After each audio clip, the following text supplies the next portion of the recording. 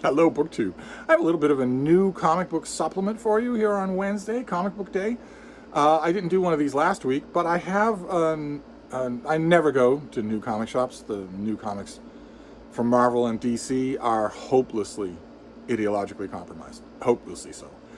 So there's no point in reading them. They're not anything. They wear the corpses of the things, the intellectual properties, the heroes and villains and titles that you once knew, but they aren't those things at all. They just wear the corpses of those things. They don't resemble them in any way. And the things that they are horrible, strident, anti-science, just bigoted, horrible stuff. And also poorly done, usually poorly done. There are a couple of exceptions. But because I know that, I don't go to the comic shop anymore. That's never going to not be true. The ideologues who run Marvel and DC comic books, the two major superhero comic books, want to put those companies out of business. They want to put themselves out of a job. They want that. They're not saying, gee, that would be unfortunate, but I have a cause that I want to follow. They view the fact that the companies go under and they lose their jobs as the ultimate victory. And when you're dealing with a strap on a vest zealot like that, who literally has a black is white mind frame, there is no reason to hope that anything, when you're dealing with that it's going to see reason or change. That is not going to happen. And apparently the multi-billion-dollar company that runs, that puts out these comics, doesn't have any money people or lawyers that are just going to walk into the offices of Marvel and DC and say, you are all fired. All of you are fired. There's a vast teeming sea of talented people who can do your job without costing us readers and money. So you're all fired. Today is your last day of work for all of you. The editor-in-chief all the way down to the guy or gal or other pal who sweeps the floor. You're all gone. Go and preach on Twitter, but you don't get to run these comics anymore. That's never going to happen. For some reason, the powers that be at these companies would rather have Superman and Action Comics sell nothing every month, Spider-Man sell nothing every month, than change them so that they do sell. So I don't go anymore, but there was an item that intrigued me the last time, and that was a reprint of a book from the 80s, The Crisis on Infinite Earths. A comic book mega event called Crisis on Infinite Earths, where DC decided to create a MacGuffin and a bad guy and a good guy and a plot line that would wipe out 50 years of its ongoing continuity and reestablish everything from a clean slate. Allegedly to make bringing on new viewers easier. They wouldn't have all this lore to absorb. No new viewer ever asked for that. And therefore, every attempt by either comic book company to reset like this has always been a drastic mistake. But nevertheless, Crisis on Infinite Earths was launched, and I got the first issue, and then I got them all. I knew that I was watching comics in the making, and I was also curious to know what the groundwork would be for the DC comics that followed Crisis on Infinite Earths. Since apparently everything was up for grabs, I wanted to know how my characters would be affected, my favorite characters. And that was fine. I didn't like the results of any of it, but it was collected in a volume, in one volume, and I have that volume, and I thought nothing more about it. But DC Comics, so that they can have a comic that sells more than 200 copies a month, they decided to reprint Crisis on Infinite Earths issue by issue, month by month, including all the original house ads. They're just facsimile editions. And I showed you Crisis number 1, and they also did Crisis number 2. Only here it's with a $4 price tag that would have made us back in the 80s faint dead away. And this is the story of a mysterious being called the Monitor, who has been, as you would guess, monitoring the heroes and villains of Earth and many multiple Earths. Before Crisis, there were many multiple Earths with many different versions of the same characters. And when things come to a crisis, the Monitor decides to pluck out of different realities and different time frames a discrete cast of characters. This cast of characters. And the Monitor makes cryptic comments about how this is the crucial cast of characters that he needs, even though it's a weird one. And I think probably this means that somewhere along the line, the writer, Marv Wolfman, was thinking that he could make this interesting. That I have a weird cast here, but I will lean into that. Of course, if you have a gigantic catastrophe, a wave of antimatter radiation and a mysterious supervillain threatening all of reality, not just Earth, but all Earths, not just the present, but all time frames, you're going to want not 15 losers, but 30 of the most powerful characters in all of DC Comics. You're going to want that. And eventually, the simple logistics of the story that he himself created forced Marv Wolfman to bring on those characters and dump all these others. Who do we have here? The Psycho Pirate. He has a magic mask that can make him affect the emotions of others. We have a D-list character named Firebrand who can throw bolts of flame. We have a guy named Simon, P-S-I-M-O-N, a telepath with a fishbowl for a head. We have Blue Beetle, revived from a comic book company that didn't have anything to do with DC and now adopted into the DC universe. We have Solivar, the king of Gorilla City from the Flash comics, an intelligent semi-telepathic gorilla. We have Geoforce, Eurotrash cereal box character from Batman and the Outsiders. Utterly ridiculous that he's involved here. We have Firestorm and Killer Frost. She's one of his villains, and here she is just a one-dimensional nymphomaniac. That's all she is. It's just a one-dimensional nymphomaniac. She doesn't care about the universe coming to an end. She just cares about getting a date with Firestorm. We have Superman, and it's the original Superman. It's Kal-El, the letter L. It's the first Superman, the one on the cover of Action Comics #1. So you can't really see it here, but he's older and he's gray at the temples because he's the original Superman, not the Superman in the current DC continuity, who is forever in his early 30s. We have a character named Arion, a sorcerer from ancient Atlantis. We have this guy here with a tuning fork on his head. He is Dr. Polaris, another supervillain, who's a Magneto ripoff. He has magnetic abilities. Who else? Obsidian, another cereal box character, just as boring and bland as could be, who has shadowy type abilities. Cyborg, one of the new creations that Marv Wolfman made for his revitalization of the Teen Titans.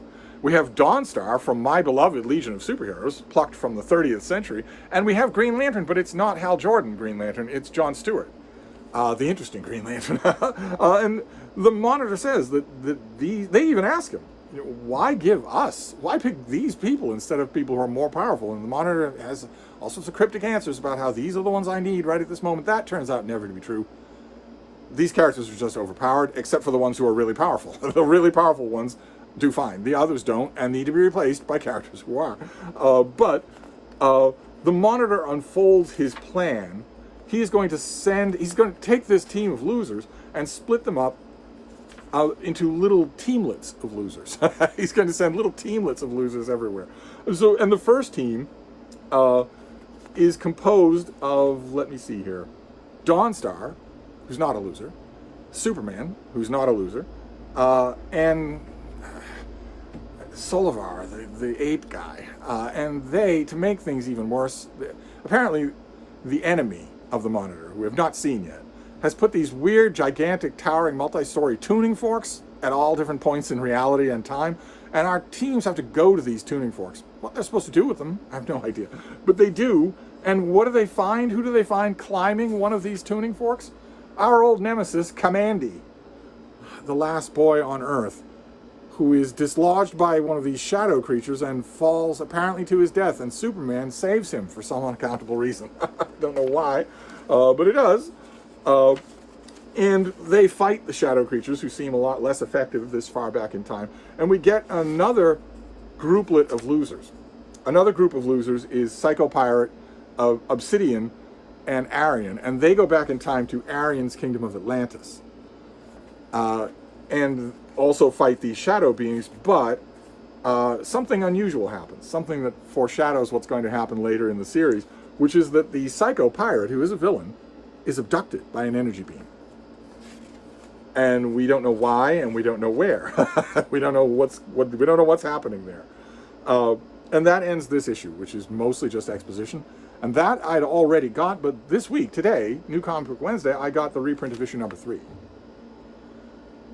Those of you who aren't comic book fans aren't going to know. Of course, non-comic book fans won't be watching this video, but this, as you could tell, is very much continuing the loser experience because more teamlets have been sent out into space, and they're mostly bad. They're mostly really dumb.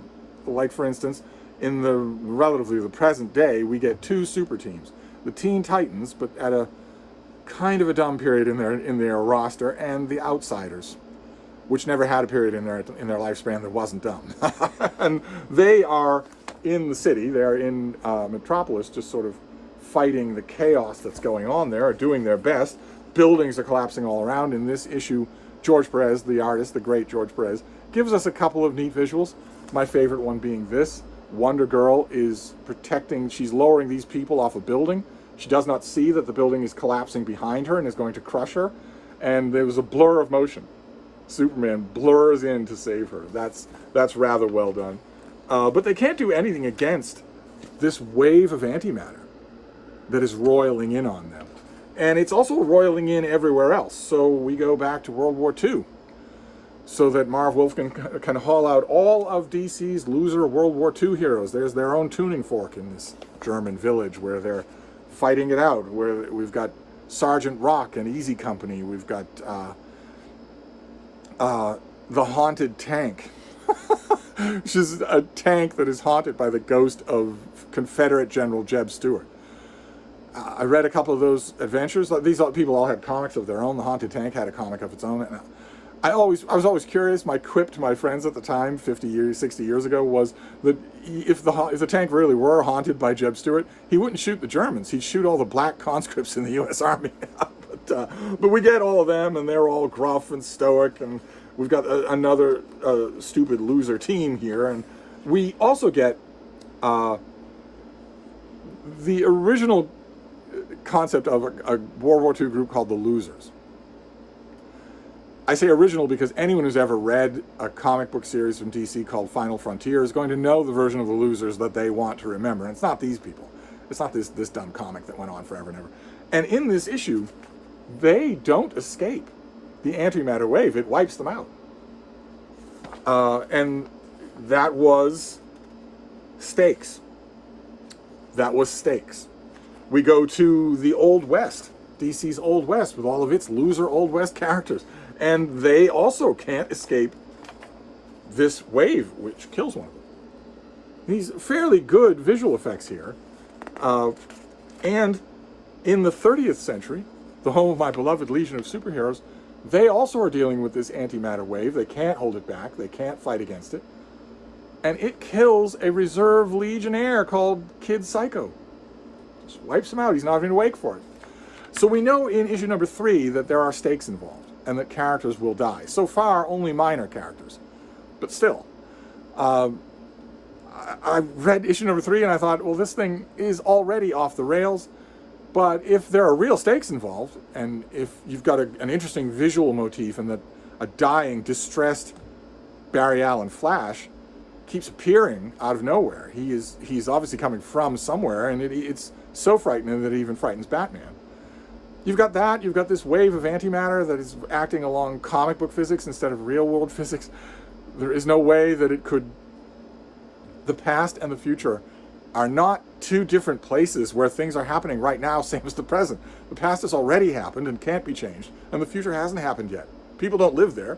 It hasn't happened yet. It's not a place on its own. So this idea that this antimatter wave is affecting the past, the present, and the future all at the same time is ridiculous. It's inherently ridiculous. But I thought, even so, you've set the stakes, you've done this fairly well, you've miscast your book, but you can fix that. It wasn't in issue number 3 that I had given up hope on Crisis yet. I hadn't yet done that. So next month we'll see if issue number 4 is when I do that. I remember vividly when I did. But we'll wrap this up for now, and I will see you then. Thank you, BookTube.